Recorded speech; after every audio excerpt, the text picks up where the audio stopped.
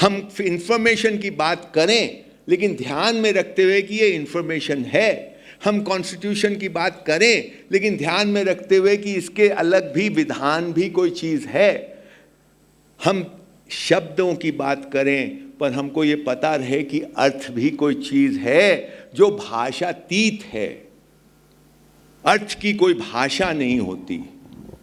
मैं बोल रहा हूं, हम शब्दों को पकड़ के बैठ जाते हैं। आपको पता है कल एक लॉ पास हुआ है आई थिंक जर्मनी में कि लड़के लड़की को हर साल ये छूट दी जाएगी कि वो अपने को लड़का मानता है कि लड़की मानता है। पता है आपको? कल हुआ ये। लड़का ये बोल सकता है मैं तो लड़की हूं, और आप अगर उसको लड़के की तरह ट्रीट करेंगे तो आप अपराधी हो जाएंगे।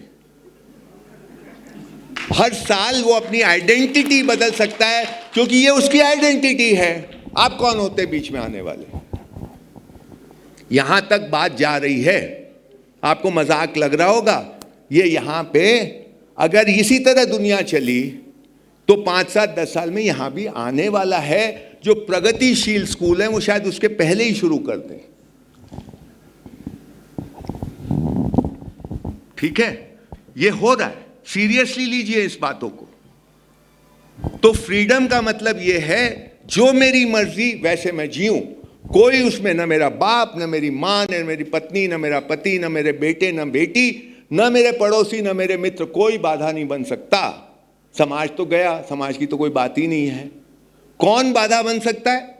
ज्यादा से ज्यादा मेरे देश का कानून, उसको भी मैं नहीं मानता। मैं करूंगा कि नहीं कानून बदलो, इसका भी मुझे अधिकार है। ठीक?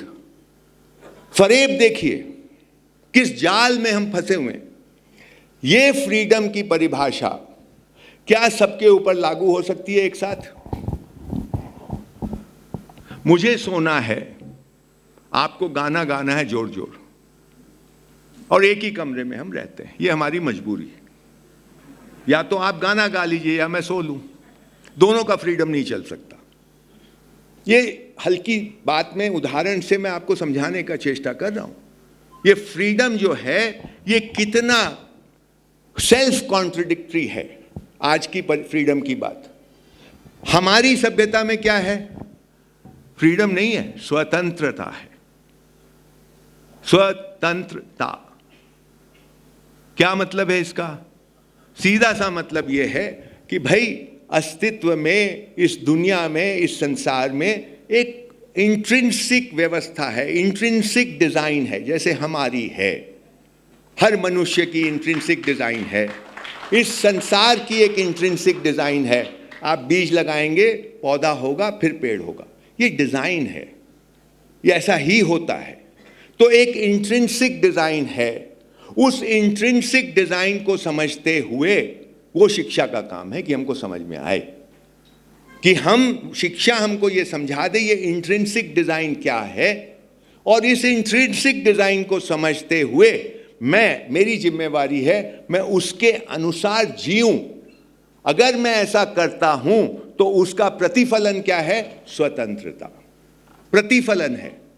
It's not my right, it's an outcome. It's an outcome of my actions and my understanding. तो ये जो बात है ये फ्रीडम से कहीं मैच ही नहीं करती है। पर फ्रीडम इतना लुभावना स्लोगन है कि सब उसके नाच रहे हैं। राइट्स इसी फ्रीडम से जुड़ी हुई चीज है। एक किस्सा और मुझे याद आया, वो आपको कैसे ये लोग हमको कंट्रोल करते हैं हमको पता भी नहीं है। ये आज की बात नहीं है। कोरोना तो नई बीमारी है, इसमें तो प्रयोग हुआ है कि पूरी दुनिया को मीडिया के जरिए हम डरा सकते हैं, एक रास्ते पे थकवा सकते हैं या नहीं। सरकारें विक्टिम हैं। प्लीज आप समझिए इस बात को। सरकारों के हाथ में उतनी ताकत नहीं है जितना हम समझते हैं। कम से कम मैं तो ये मानता हूं। खैर वो किस्से पे आते हैं, आप इसको YouTube पे भी देख सकते हैं, पढ़ भी सकते हैं। एक सज्जन हुए, उनका नाम था एडवर्ड बार्नेज। एडवर्ड बार्नेज। ये सिगमंड फ्रॉइड एक मनोवैज्ञानिक बड़े हुए, 19वीं शताब्दी में उनके भतीजे या भांजे थे, बहुत तेज आदमी थे, लेकिन इनको प्रोफेसरी नहीं मिली, यूनिवर्सिटी में काम नहीं मिला क्योंकि ये तुतलाते थे, इनकी स्पीच में डिफेक्ट था। तो ये अमेरिका चले गए ऑस्ट्रिया से, और अमेरिका में इनको एक सिगरेट कंपनी फिलिप मॉरिस में इनको नौकरी मिल गई। फिलिप मॉरिस में इनको काम ये मिला कि आप हमारी सिगरेट की सेल को बढ़ाइए। आप तो मनोवैज्ञानिक हैं, कुछ चलिए, कुछ खेल खेलिए। ये आदमी बहुत तेज था। उस समय अमेरिका में महिलाएं अपने वोट के अधिकार के लिए जुलूस निकालती थी। उनका वोट का अधिकार नहीं था अमेरिका में, जो इतना प्रगतिशील आज पूरी दुनिया को वो समझाता है क्या सही है क्या गलत है। वो 1920 में उनके औरतों को अधिकार नहीं था कि वोट दे सकें। तो औरतें उस समय आंदोलन कर रही थी कि हमें वोट का अधिकार मिले। और दूसरी बात, उस समय सामाजिक, उस समय की स्थिति ऐसी थी अमेरिका की कि औरतें खुल्लम खुल्ला सिगरेट कम पीती थी, इक्का दुक्का कोई पीती थी।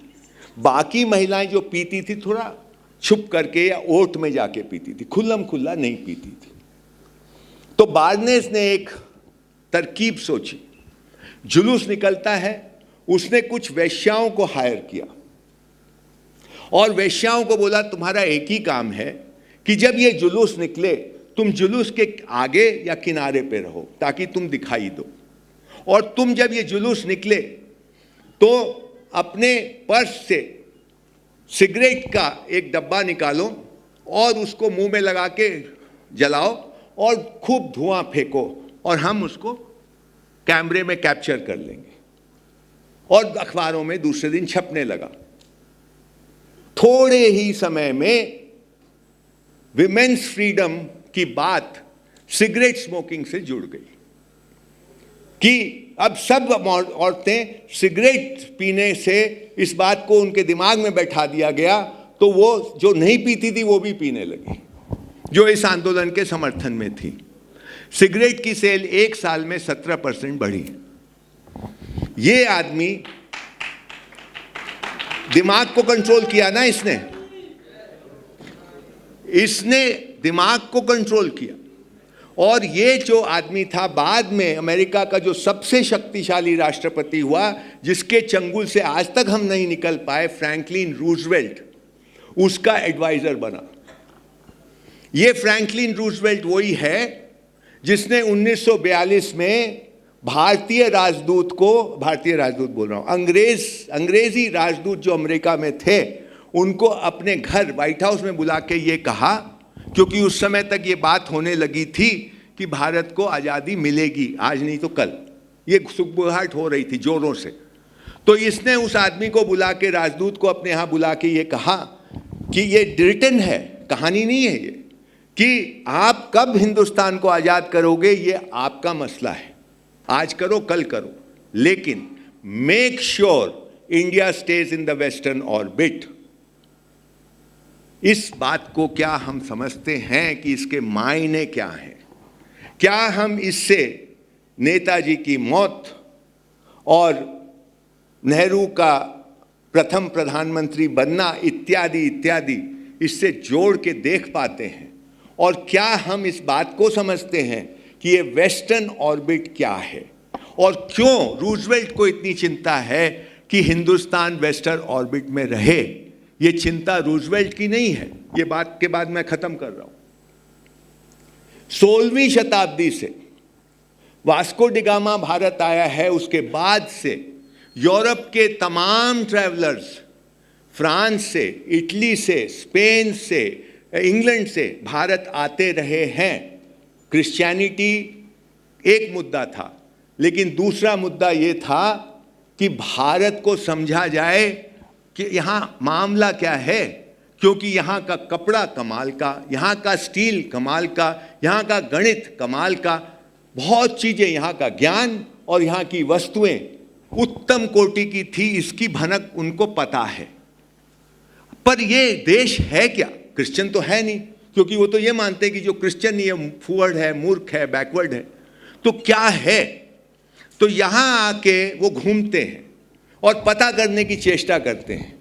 और उनके डॉक्यूमेंट्स अगर आप देखेंगे, ट्रैवलॉग्स, तो उसमें बार बार एक बात समझ में आती है, उन्होंने बहुत कुछ किया कि यहाँ के लोग झूठ नहीं बोलते, यहाँ के लोग चोरी नहीं करते, यहाँ के लोग ऐसे फला फला फला, पर वो 2-3 बातें बार बार कहते हैं। वो ये कहते हैं कि यहाँ के बड़े लोग, चाहे वो पंडित हो या राजा हो, मतलब पैसे से, सत्ता से धन बड़ा हो या ज्ञान से बड़ा हो, ये लोग का रहन सहन और आम आदमी के रहन सहन में ज़्यादा फर्क नहीं है। वो भी चप्पल नहीं पहनता, ये भी चप्पल नहीं पहनता, वो भी धोती के ऊपर कुछ नहीं पहनता, लुंगी के ऊपर कुछ नहीं पहनता, ये भी नहीं पहनता, ये भी चटाई लेके सो जाता है, वो भी चटाई लेके सो जाता है। तो तमाम तरह की चीज़ों में यहाँ का जो सामान्य आदमी है और यहाँ का जो एलीट क्लास है, उसमें फर्क नहीं है, करीब करीब एक जैसा है। वो बोलता है उसी डॉक्यूमेंट में कि हमारे यहाँ के बड़े लोग, चाहे वो आर्टिस्ट हों, चाहे वो साइंटिस्ट हों, ज्ञानी हो, या वो सत्ता के करीब के लोग हों, राजा वगैरह, वो तो बूट पहनते हैं, सामान्य आदमी तो शूज़ पहनता है, वो बूट पहनते हैं यहाँ तक के, घुटनों तक के। वो ज़रूरत से ज़्यादा कपड़े पहनता है, ज़रूरत है, ठंड है इसलिए ज़रूरत है कपड़ों की, लेकिन ज़रूरत से ज़्यादा कपड़े पहनता है हमारा जो उच्च वर्ग का आदमी है। वो बग्गी में चलता है, सामान्य आदमी पैदल चलता है। तो तरह तरह से गिनवाता है कि हमारे यहाँ के बड़े लोग अलग हैं, यहाँ तो पता ही नहीं चलता। तो वो और भी तमाम तरह की बातें उसको समझ में नहीं आती।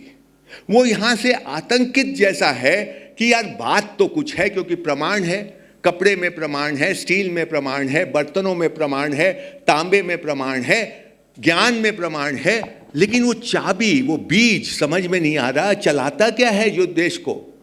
राजा तो नहीं चला रहा है, चलाता क्या है? ये प्रश्न उनके दिमाग में उस समय से लेके आज तक है, मेरा ये कहना है। उनको हिंदुस्तान से डर इस बात का नहीं है कि आप कोई उन पे राज कर लेंगे, आप में ताकत ही नहीं है, पर आप में पोटेंशियल है।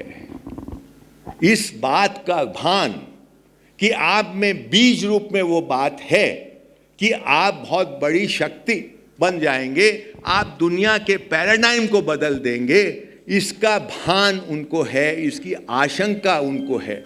और यही बात है कि वो पूरी शक्ति से आज इस देश को तोड़ने में लगे हैं। वो किसी भी, उनको कोई सिद्धांत से मतलब नहीं। वो अगर उनको धर्म के नाम पे तोड़ना है, धर्म के नाम पे तोड़ेंगे। अगर उनको जाति के नाम पे तोड़ना है, जाति के नाम पे तोड़ेंगे। अभी आपके एक नेता बोल के आए हैं विदेश में कि हमने केरोसिन छिड़क दिया है, बोल के आए।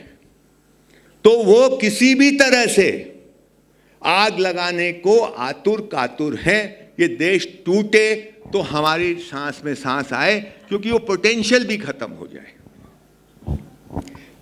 मैं ये आपसे निवेदन करता हूं कि आप जो भी करना है बिल्कुल करिए आंदोलन, परंतु साथ साथ जरा बुनियादी बातों को भी समझिए, क्योंकि आंदोलन मैंने देखे हैं भाई साहब। ये अरविंद केजरीवाल का लेटेस्ट है, हम लोग भी उसके हिस्से थे, यहाँ कुछ लोग बैठे हैं, सब हिस्से थे हम।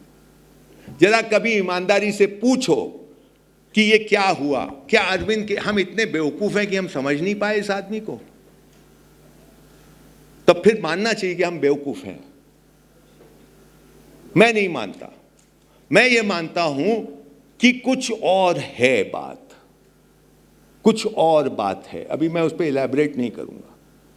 कुछ और बात है जो ये सिस्टम ही आपको बदल देता है, आपकी दृष्टि को भ्रमित कर देता है, आपको दिखाई नहीं देता।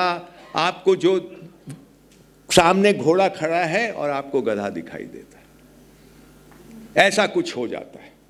तो मैं इशारों में मैंने बात की, कुछ टुकड़ों में मैंने बात की। समय पूरा हो गया है, मुझे चेतावनी मिल गई है, तो मैं अपनी बात यहाँ पे ख़त्म करता हूँ। लेकिन मेरा